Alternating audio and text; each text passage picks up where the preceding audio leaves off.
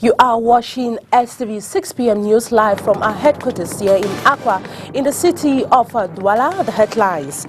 Today, October 21, 2020, marks exactly 4 years since the Eseka train crash took place, a tragic incident which occurred on Friday, October 21, 2016, recorded at least 80 deaths and more than 950 injured persons. The memory of Eseka incident still remains fresh in the minds of Cameroonians as though it happened just yesterday. Our reporter, Christelle Asexwelle, will be taking us down memory lane. Students and teachers have been drilled on the vices of corruption within and without the school milieu. They were sensitized by a team from the National Anti-Corruption Commission, Kone. Those were our headlines. Good evening, ladies and gentlemen. You're watching the 6 p.m. news on Spectrum Television. I am Catherine Kone. A team from the National Anti-Corruption Commission, Kone, has sensitized students on the vices of corruption within and without school milieu. The school officials were also urged to create ethics groups so they can better act as intermediaries to teach these children virtues. Details with John Paul Sama. The National Anti-Corruption Commission has set out to stamp out corruption from the base as a team from the agency went around some schools in Douala preaching and sensitizing young Cameroonians on the ills of corruption. The objective of our mission today is to urge the school, all Cameroon schools, to create integrity club in secondary education, basic education, and professional training structure. We are here in Douala to visit certain schools in the domain of secondary education, basic education, and professional training.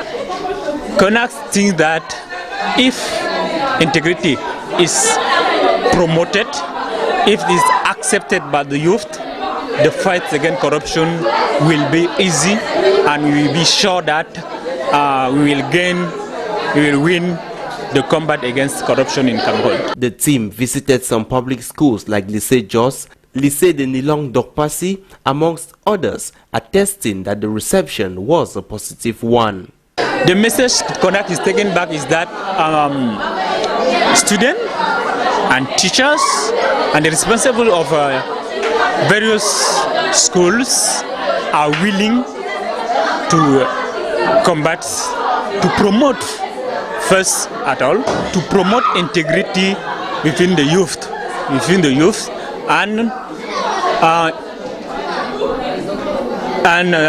to accompany Kone in his fight against corruption by creating the integrity club. Is that on the field we released that certain schools are a bit advanced in the fight, in the promotion of the integrity. For example, in the secondary education, they are a bit far on this way. From here, the team will put all they've gathered for proper actions to follow the sensitization. Next thing after this tour is that Kone will accompany all the integrity club that will be created in school, accompany them technically accompany them by giving them sensitization material, communication material, so as our newsletter and our flyers that Kone produce daily to sensitize Cameroonian, so as the member of the club, integrity club, can use it and sensitize the other young girl and boy like them within the school or out of the school. The National Anti-Corruption Commission, Kone, is out to ensure that corruption is stamped out of Cameroon at all levels. And now, barely 2 days to campaign day, 10 cases have been scrutinized by the Electoral Council following a decision by the Supreme Court. The president of the Electoral Council, Eno Abrams Egbe, stressed on the need to rally departmental heads for the next phase to meet its expectation. Details with Josephine Binze. Few days after the pre-electoral litigations on prelude for the December 6th regional elections, the Electoral Board has reunited for the 4th session in its full capacity to act on decisions taken by the Supreme Court and for the next phase, which members of the Electoral Council have to be mobilized on the field to rally departmental heads. What next is that the board, what next is after the rehabilitation, the campaign will soon take place in less than 2 weeks, which has started. So what next? The board members are going to go to the field to follow up, evaluate the state of minds of the actors of the political field. There will be a lot of re-education, political education, sensitization. The first thing we observe is that the new actors coming into the game, the traditional chiefs, they need to reinforce them with the political education. That will be the work that will be done in a few days to come. 10 cases were looked into as it's left barely a fortnight for campaign caravans to be declared official. 3 lists that will be rehabilitated this morning. 3. That is 3 resolutions that will be rehabilitated. You have one list of political party and 2 lists of traditional chiefs. That's among the 3 lists. And then you have other cases of material corrections. We have in total 10. The session as of right this morning is intended to correct the resolutions, rehabilitate the resolutions that have been taken by the decision that have been, judgment that have been taken by the Supreme Court. In all, we have 10 cases that we have to handle this morning. And I want to seize this opportunity to thank the quality of the judgment that have been taken by the Supreme Court. Commendable of note is the fact that October 20th was deadline for traditional authorities following a list of acknowledged candidates to deposit the colors chosen for the printing of voters' cards and campaign banners at various electoral agencies. And staying with you, Josephine Binze, the 2 main transporters syndicates responsible for the Douala, Bangui and Jamena highways have come to a conclusion on instituting the tariff for the transport fares. The decision that tarried for 7 years has met its final conclusion today, October 21, in Douala. Her report.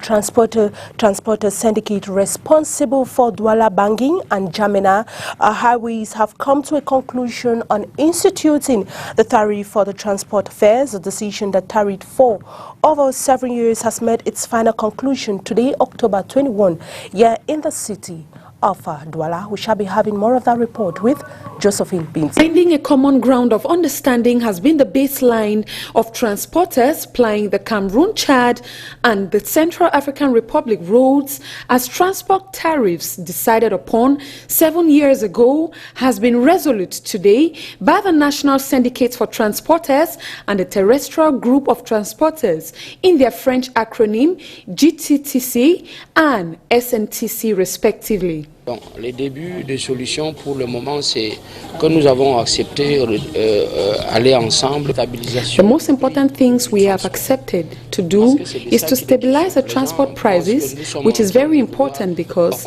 many people think we are about increasing the prices, which is completely wrong. We are going to apply the agreed prices and for the transporters to regain their happiness. We don't want those who ply that road to be uncertain on the Douala-Bangui corridor. CAD et autres appliquent sur le corridor de transit, notamment le corridor Douala-Bangui, Douala-N'Djamena. 2.5 and 2.7 million CFA francs has been the accepted price rates for N'Djamena and Bangui journeys, respectively, and the 2 syndicates are pleased on their lines of conclusion. The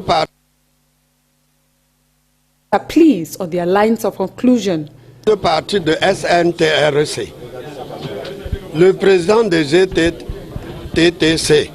The president of the GTTC has a good training at the National Syndicate for Cameroon Transporters, and today he has come back to his house and worked with the main organization, and I want to congratulate him because he has succeeded in understanding with the transporters, and through this we will have a strong syndicate. Et il voit qu'avec ça, avec le SNTRC plus la plateforme, on aura une force syndicale.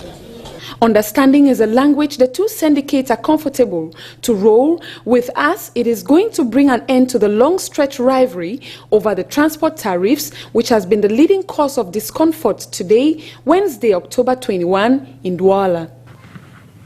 As earlier mentioned in our headline, today, October 21, 2020, marks exactly 4 years since the Eseka train accident occurred. Tragic incident which occurred on Friday, October 21, 2016, recorded at least 80 deaths and more than 950 injured persons. The memory of Eseka incident still remains fresh in the minds of Cameroonians as though it happened just yesterday. Our reporter, Eseka, will be taking us down memory lane. The intercity train connecting Yaoundé to Douala will never arrive its destination. It will derail near the railway station at Eseka, leaving 80 persons dead and over 700 injured. On that fateful Friday afternoon of October 21, 2016, time like an ever-rolling stream which takes its course, yet 4 years after this tragic accident, the memories are still fresh in the hearts of Cameroonians, especially the survivors, their families, and the families of those who did not survive. Clemence Gassam, a young Cameroonian entrepreneur based in the United States, is one of the survivors. She took to her Facebook page this day to testify of God's goodness in her life. She still can't believe she is alive, she says. In this accident, the head of state ordered the government to carry out certain measures and actions.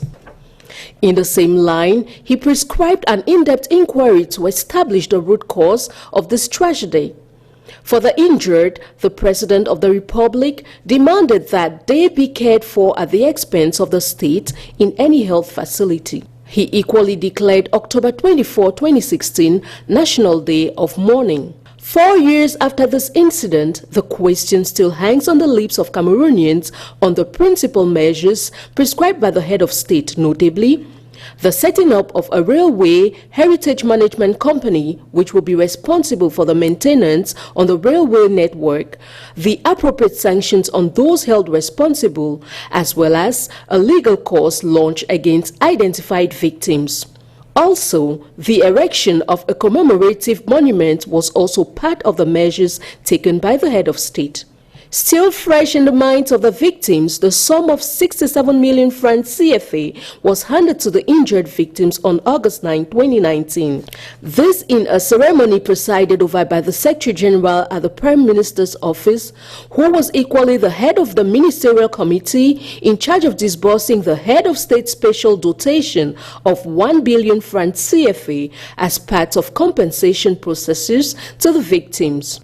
On September 18, 2018, the Tribunal of First Instance of Eseka pronounced Camrai responsible for this accident, and on August 2, 2019, the list of those to benefit from the head of state's aid was published. Meanwhile, construction works at the commemorative monuments are still ongoing.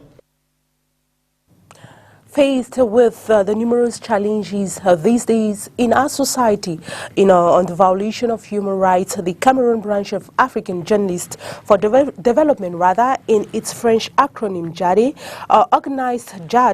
organized today a training workshop with lawyers in Douala to school them with the necessary tools to handle such cases when need arises. Once more, Eseka.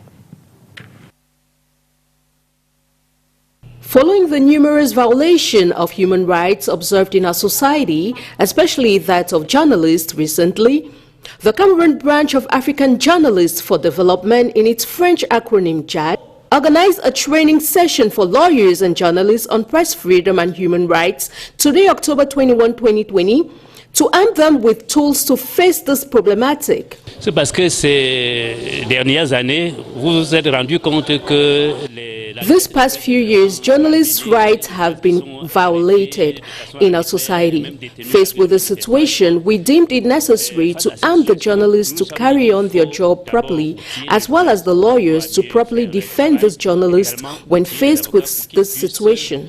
Mieux défendre les journalistes lorsqu'ils sont victimes des violations de leurs droits.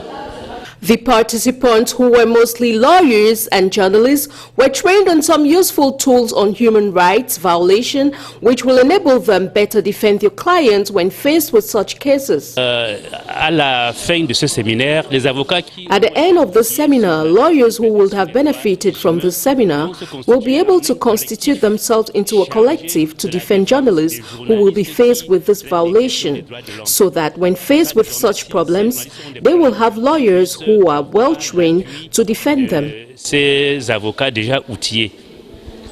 This training workshop will run from October 21 to 22 in Douala, economic capital of Cameroon. We now take you to news out of the country. Facebook, Twitter, and other internet companies are rolling out new policies on controversial conduct during the U.S. presidential campaign. VOA with more. Donald Trump, the President of the United States, is famously active on Twitter. But in recent weeks, Twitter has placed warnings on some of Trump's tweets, such as about the coronavirus and voting by mail. At Team Trump, the Trump campaign's Twitter account also was temporarily blocked from tweeting an article about the son of his Democratic opponent, Joe Biden. Some welcome Twitter's actions for reducing the spread of misinformation. Others have criticized the decisions as biased, curtailing conservative speech in a way that could affect the outcome of the U.S. election. It's not just Twitter. Facebook has also limited the ability of Trump to share the story about Biden's son. Other sites have taken similar strong action. YouTube, owned by Google, said it was banning content associated with QAnon, which the company calls conspiracy theory content used to justify real-world violence. Why are the companies acting now? The thing about the upcoming election, as a colleague put it, it's kind of like the disinformation Super Bowl. It's all eyes are on. We're looking for it to happen. We're anticipating that it's going to happen, and it's this big event. Not too long ago, the internet companies let their users do the talking without much interference. After the 2016 U.S. election, they were criticized for not doing enough to stop misinformation on their services, including letting foreign-sponsored networks run online influence campaigns. Over the past year, and increasingly in recent weeks, Twitter, Facebook, Google, and others have tightened rules and enforced their policies. I think that they need to accept that they have to be the ones to deal with these issues and not be able to be the enablers as they were previously. Some Republicans say that the new rules are unfairly enforced, squelching conservative voices. Republican senators have called for the CEOs of Twitter and Facebook to testify about their policies. Lawmakers from both parties are considering changing the laws that currently say that companies are not responsible for the speech other people publish on their sites. Take that protection away and the companies will be destroyed, said Ken Paulson, director of the Free Speech Center at Middle Tennessee University. Unless you really want to kill Facebook and Twitter, there's no middle ground here. You either have a very small service or you're going to have to run the risk of having content that is disturbing, confusing, and that misinforms people. There's really just two choices, and Congress can't do much about it except try to destroy Twitter and Facebook. As Election Day approaches, the stakes are high for the internet firms and for the U.S. public. Michelle Quinn, VOA News.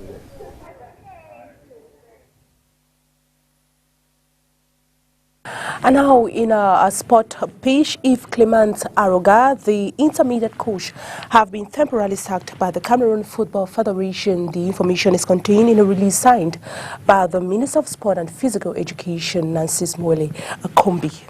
A list of 28 players have been summoned to take part in the next campaign of the Intermediate Lions. Eyebrows have been raised following the absence of some top players. Jumbo Sama with details.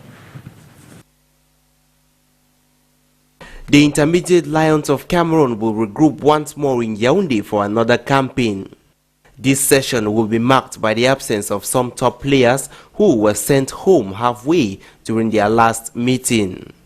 The likes of Eta Bawak, Mark Ojong, Pangelobe all couldn't make the cut this time out, names which have always been regular on Aroga's list. The likes of Chindo John Bosco and others have all been included, with others marking their debut in camp as Coach Aroga and co looks to put up a solid team to defend the colors of the nation come January.